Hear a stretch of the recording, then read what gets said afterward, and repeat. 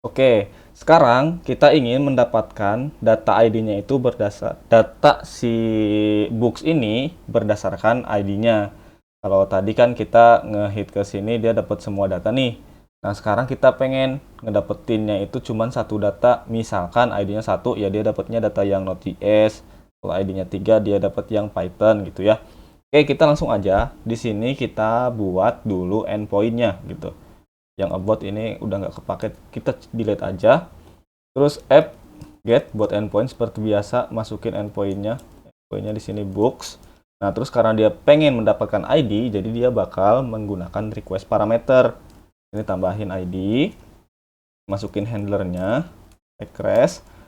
Oke, nah nextnya adalah karena dia menggunakan parameter, kita di sini step pertamanya adalah mendapatkan request paramnya, rec paramsnya.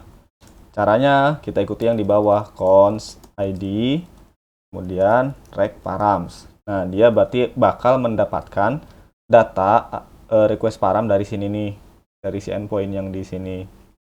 Oke, nextnya adalah kan kita mau mendapatkan satu datanya aja nih dari si books. Jadi kita harus ngelooping semua ini nih, di looping dulu sama kita. Oke, caranya kita next proses data atau loop data books gitu. Di sini kita bikin aja for loop biasa, for let i sama dengan 0 untuk indeksnya, kemudian nama datanya books, lengthnya misalkan di sini adalah i kurang dari books length, terus ininya i++ untuk iterate-nya gitu ya. Oke, kita bikin bloknya. Nah, di sini kita mulai memproses nih. Nah, gimana caranya? Caranya kita menggunakan if statement. Jadi, di sini apabila data book ID sama dengan ID yang ada di rec params, maka dia akan menyimpan atau menggunakan data tersebut gitu ya. Nah, sekarang kita bikin dulu variabel penampungnya nih. Ini kita bikin aja let terus apa namanya ya? Book gitu ya. Let book ini. Oke, nextnya di sini kita looping.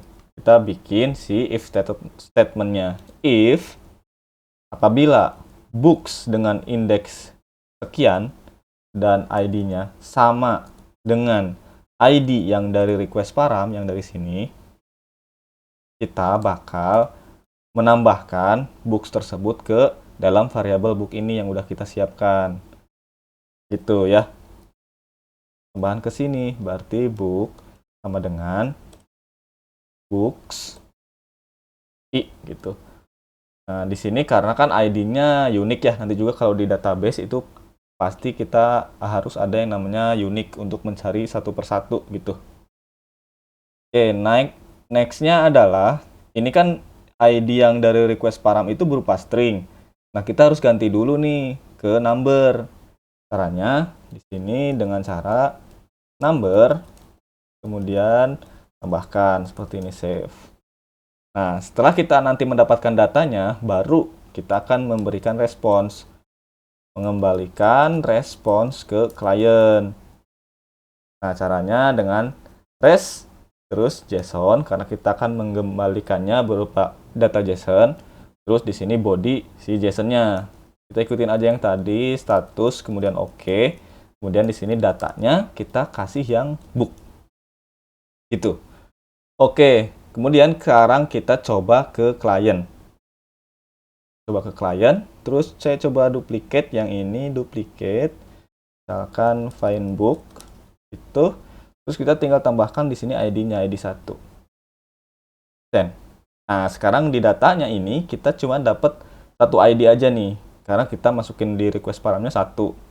Yang mana ID 1 itu title-nya Node.js. Sama kayak di books ini ya.